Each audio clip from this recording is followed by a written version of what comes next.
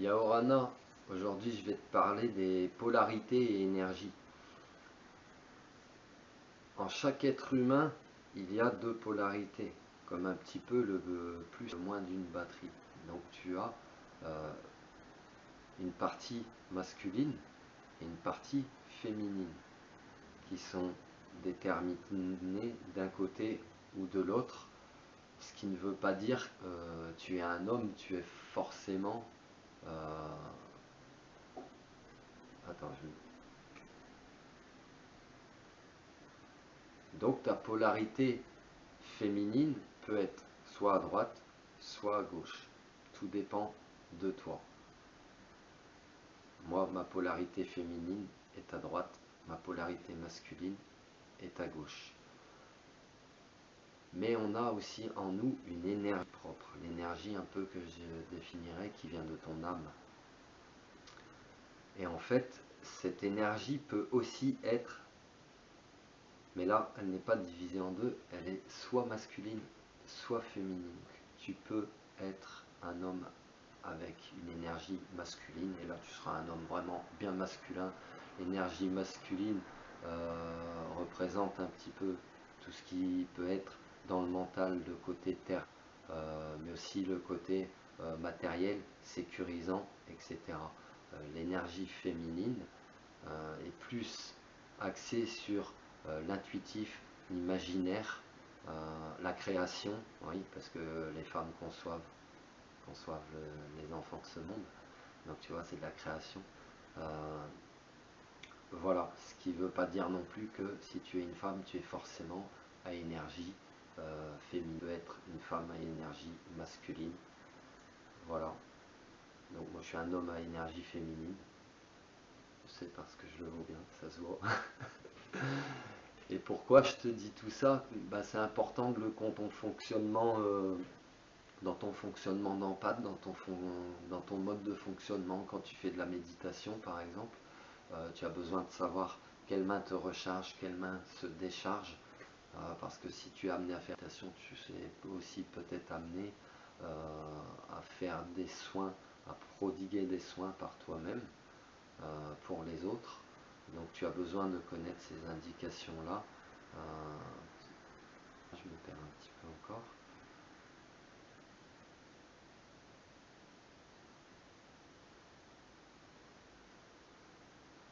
Tes polarités sont importantes à connaître aussi, parce qu'en tant qu'empathe, et là on va commencer le vrai sujet en fait de la vidéo,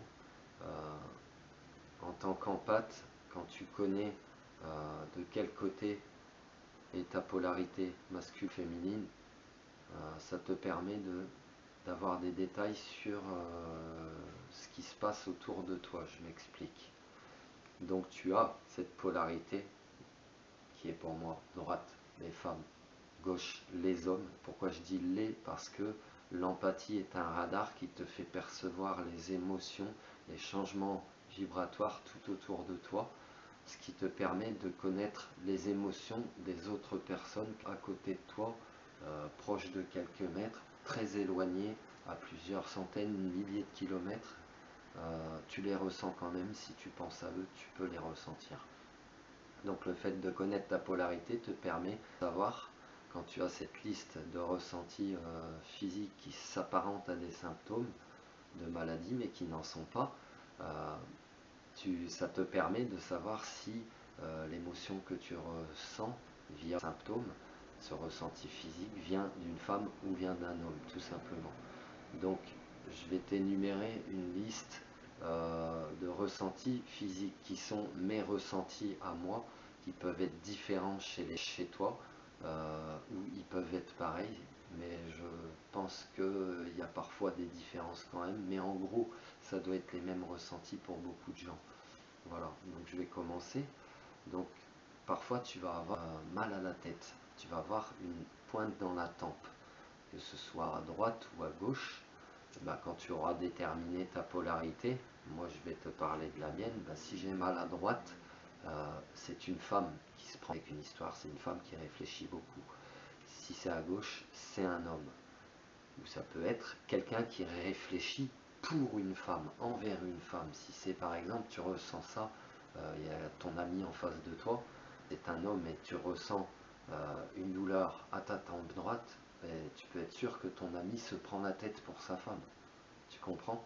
Voilà, il faut faire aussi une petite synthèse, une addition en fait de ces symptômes et des facteurs qui te permettent de bien détecter comme ça. Donc tu as compris? Prise de tête pour, envers une femme ou par une femme, pour, envers, par un homme.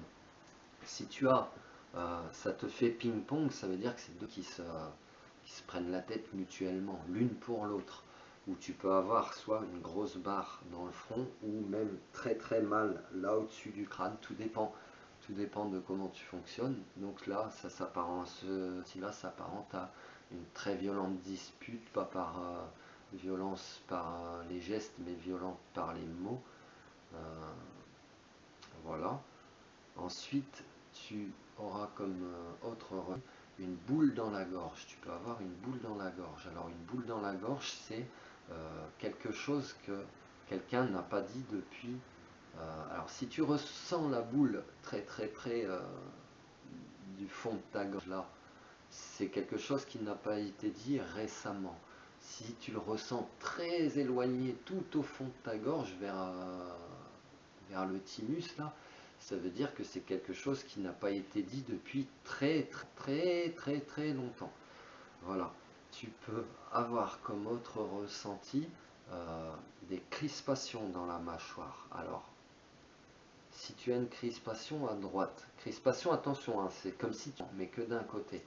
Donc crispation, ce sera de la rancœur, la rancune. Donc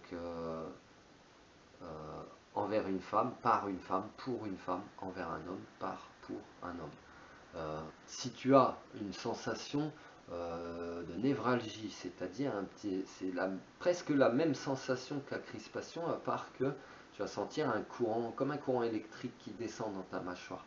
Ça, c'est de la culpabilité. Culpabilité envers par pour une femme à droite, envers par pour une femme, pour un homme à gauche. Ensuite, tu auras des douleurs de cou, trapèze. Donc ça, c'est situation pesante d'un côté ou de l'autre, situation pesante pour une femme, pour un homme. C'est comme on dit porter sa croix, tu vois, quelque chose de fatigant, tu traînes, donc tu auras mal aussi un peu au cou, un peu à l'épaule. Si tu as vraiment deux côtés plus les trapèzes, tu peux te dire que c'est une situation très pesante, voire bloquée pour un homme et une femme. Généralement, ce sera une situation de couple, pardon. Euh, quel autre ressenti on avait? Ensuite, tu as des douleurs type tendinite qui peuvent être somatisées. Donc tu auras sur ton épaule qui concernera quelqu'un dans le déni de ses émotions. Donc à droite une femme, à gauche par, pour, envers. Il faut tourner à corde selon le contexte. Ensuite tu auras sensation de tendinite au coude qui est une part de non-acceptation enfin, de l'acceptation de la part de quelqu'un. Quand la personne sera dans l'acceptation, la tendinite disparaît. Et douleur type tendinite au poignet correspond au non-lâcher prise. Donc la douleur, c'est pareil, disparaît comme lâche prise. À droite pour une femme, envers une femme, par une femme, pour une femme. À gauche pour un homme. Ensuite, tu vas descendre dans la région du cœur. Parce que tout part de là, tout part du cœur. Le cœur somatise plusieurs émotions qui sont liées aussi à certains états émotionnels, parce que par exemple tu vas percevoir une tristesse, une grande tristesse, bah, tu auras une sensation d'être blessé, le coup de couteau qui t'a déchiré le cœur en deux, tu sais, mais tu auras aussi le moral qui va avec. Donc toi en tant qu'empathe, il te faut toujours bien faire la différence entre ce qui vient de toi et de l'extérieur que tu perçois. Donc ce que tu perçois, tu vas t'apercevoir que toi tu es plus souvent possible, tu es bien en fait et tu perçois beaucoup de l'extérieur. Donc tu te remets toujours en premier en question en te disant bah tiens, qu'est-ce qui a pu me rendre triste à ce point-là? Pas de moi, j'ai pas de cause qui me rende triste comme ça, donc ça vient de quelqu'un d'autre. Si tu as pensé à allier une personne, par exemple, que tu connais, à cette émotion, tu peux être quasiment certain, prends ton téléphone, à personne, elle ne va pas bien. et tu la ressens. Elle est très triste. Voilà, donc tu auras ça pour la tristesse, cette émotion-là, le ressenti qui va avec, le coup de couteau qui te déchire le cœur en deux. Pour quelqu'un tu auras comme le coup de couteau, mais on te pique le cœur, comme un coup de poignard. Ça, c'est du mensonge. Donc si tu le ressens plusieurs fois en discutant avec quelqu'un, c'est que cette personne est en train de t'a menti plusieurs fois. Si tu le ressens en permanence, tu vis avec un menteur. Voilà, sache-le, ou une menteuse. Euh, Ça peut aussi, parce que tu peux penser être cardiaque, donc tu prends disposition nécessaire pour t'en assurer, mais si on ne te trouve rien, ces symptômes-là te préviennent du mensonge. Sache que tu peux te mentir aussi à toi-même. Donc tu peux être dans une situation où des choses que tu ne veux pas tolérer finalement, c'est pas en adéquation avec toi. Donc tu as ces pointes au cœur, mais tu ne sais pas qui te ment, tu es en parano. Mais en fait, c'est toi qui es en train de te mentir à toi-même, tout simplement. Donc change certaines choses dans ta vie, tu verras que ces pointes disparaîtront. Ensuite, tu auras comme ressenti sur le cœur une pression comme ça sur ton cœur, comme s'il s'arrête presque, comme s'il est serré comme ça dans un étau. Ça, c'est de la colère que quelqu'un ressent envers quelqu'un d'autre, envers lui-même, envers toi, à développer selon le contexte. Ensuite, c'est tout pour le cœur. C'est tout pour le cœur. Tu peux avoir une sensation sur les poumons, que ce soit à gauche ou à droite, ou les deux. Donc à droite concernera une femme, à gauche un homme, les deux potentiellement un couple, ou du moins un homme et une femme. Donc tu es souvent en termes de couple quand même. C'est une situation oppressante, besoin de changer d'air. Une situation étouffante, voilà, j'étouffe, j'en peux plus, j'ai besoin de changer d'air, de voir autre chose, de voir d'autres personnes, d'autres environnements, etc. Tu auras aussi comme autre symptôme parfois des douleurs lombaires. Eh ben ça, t'en as plein le dos. Ou une personne en a plein le dos. Tu ressens la personne, elle est fatiguée. C'est le poids généralement, on tirera soit sur les trapèzes et les épaules, soit sur les lombaires. Voilà, c'est des situations très pesantes de personnes qui somatisent, donc qui ont en plus des émotions, ils ont mal au dos. Et toi, en tant qu'empathie, tu le ressens. Donc tu es poussé aussi à aller discuter avec les personnes pour te soulager toi-même, pour t'enlever ces douleurs à toi-même au final, puisque tu les ressens physiquement. Donc tu souffres avec, c'est ce que ça veut dire être empathique, c'est tu souffres avec la personne. Tu comprends à tel point sa douleur que tu la vis physiquement, tu la ressens. Tu comprends. Voilà. D'autres ressentis physiques, tu peux avoir par exemple la tête qui tourne ou la tête qui tremble comme ça, tu sais, un petit peu comme si tu avais Parkinson. Avec ça, tu peux devenir tout blanc, blême, avoir mal au ventre, mal dans les intestins. Qu'est-ce que ça te dit? Ça te dit que c'est quelqu'un qui stresse pour toi, ou quelqu'un qui est très en stress en tout cas. Associe toujours la pensée, associe toujours, voilà, fais bien la différence entre ce qui vient de toi et des autres, hein, pour bien faire la différence. Ça s'apparente à du stress. Voilà, tu peux avoir des montées d'angoisse plus ou moins intenses en même temps. Je reviens à ton cœur, la joie, tu la ressentiras comme pour toi, l'amour, tu la ressentiras comme pour toi, avec des papillons, etc. La peur, tu peux la ressentir aussi dans le cœur de quelqu'un, puisque le palpitant, il sera comme ça. Alors, le palpitant qui s'excite comme ça deux choses. Ça peut être soit de la peur, dans ce cas-là, tu sentiras aussi un peu les intestins en crampes, etc. Et ça peut être sinon de la défiance. De la défiance, c'est-à-dire un genre d'excitation, mais pas je suis excité, je viens de faire du sport, voilà, je suis comme ça, ou excité, une excitation sexuelle par exemple, parce que là tu percevras aussi l'émotion. Là je te parle d'une excitation, mais peut-être un peu malsaine, comme pas faire une connerie, tu sais. Si tu as une personne en face de toi, tu vas ressentir un certain plaisir malsain de toute façon. Comme si je suis en train de me jouer de quelqu'un au détriment d'eux. Je suis content de ça. Si tu as la personne de toi, tu verras ses yeux qui brillent en même temps, comme pour dire je suis très heureux de te prendre pour un imbécile et je sais que tu le sais mais que tu ne dis rien ou que tu ne peux rien dire. Voilà, donc ça c'est pour ça que tu perçois le malsain aussi. Euh, je crois que c'est tout pour le cœur, hein. Désolé, j'étais revenu, je me suis perdu, mais c'était associé à la peur aussi, tu comprends, voilà, dans tes intestins tu as des ressentis comme ça. Tu auras d'autres ressentis sur les jambes, alors que ce soit les jambes, membre supérieur, membre inférieur, j'ai pas encore trop détaillé ce genre de choses, mais je sais que les jambes sont tes racines, représentent donc les piliers de ta famille, tes parents, tes arrière-grands-parents, les ancêtres, enfin tes grands-parents, tes arrière-grands-parents, les ancêtres, etc. Donc dès que tu as des pathologies sur les jambes, des douleurs, sur les genoux par exemple, bah, ça peut être quelqu'un, si tu es déséquilibré d'un côté, tu penses que tu vas tomber, ton genou il se saccade, c'est quelqu'un qui est en train de perdre le pilier de sa famille, ou quelqu'un qui a des douleurs récurrentes au genou, bah, c'est peut-être disputé avec son papa, avec sa maman, avec les deux s'il a mal aux deux genoux. Euh, voilà pour les ressentis physiques. Je parle très vite parce que c'est en souvenir et je crois que je canalise aussi un peu.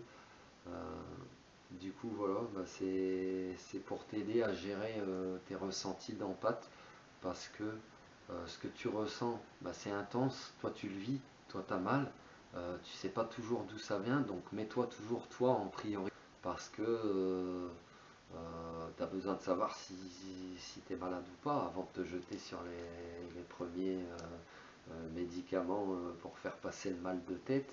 Euh, Pose-toi certaines questions et puis tu verras que tu n'es pas si souvent malade que ça, que tu ressens extrêmement.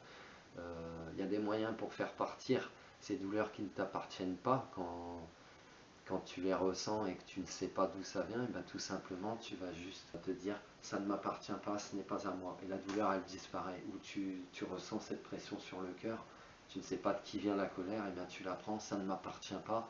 Parce que sinon tu as peur de faire une crise cardiaque, ça ne m'appartient pas, je n'en veux pas à moi. Et ça ne t'impacte plus tout simplement. Voilà, parce que quand tu le vis vraiment, c'est pas toujours simple. Tu te penses ou ton entourage te perçoit comme hypochondriaque ou comme quelqu'un qui est jamais bien, qui est toujours ronchon, alors que c'est pas le cas. Tu es un radar d'une extrême puissance et que tu sais pas toujours d'où ça vient. C'est très perturbant, tu ressens beaucoup. Donc je le conseille tout le temps, je le reconseille encore. Marche beaucoup dans la nature, pieds nus, activité qui t'apaise, de ce que tu aimes, du sport, de la pêche. Médite, fais du yoga, fais ce que tu veux, voilà. Euh, les animaux aussi, c'est thérapeutique, tu vois, fais de l'équitation, j'en sais rien. Mais mets-toi bien en priorité. Ton bien-être ne dépend que de toi et tu t'apercevras que d'avoir cette empathie surdéveloppée, ça t'aidera plus tard pour ton développement personnel et tu pourras potentiellement aussi aider les autres.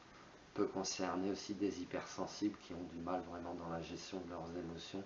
Bah, c'est pareil quand vous ressentez que c'est pas à vous, parce que hypersensible, vous êtes aussi en pâte à excès quand même. Donc, prenez pas ces ressentis qui ne sont pas à vous, même si vous avez après cette compassion, cette humilité d'aller vers les gens, etc. C'est normal, c'est propre à vous, vous êtes altruiste. Eh ben, prenez pas quand même le négatif, ou même si vous le prenez, transformez-le en positif. Voilà, soyez un Neyoka. Allez, je te laisse, te souhaite une bonne journée. Je t'aime. Bisous, bye.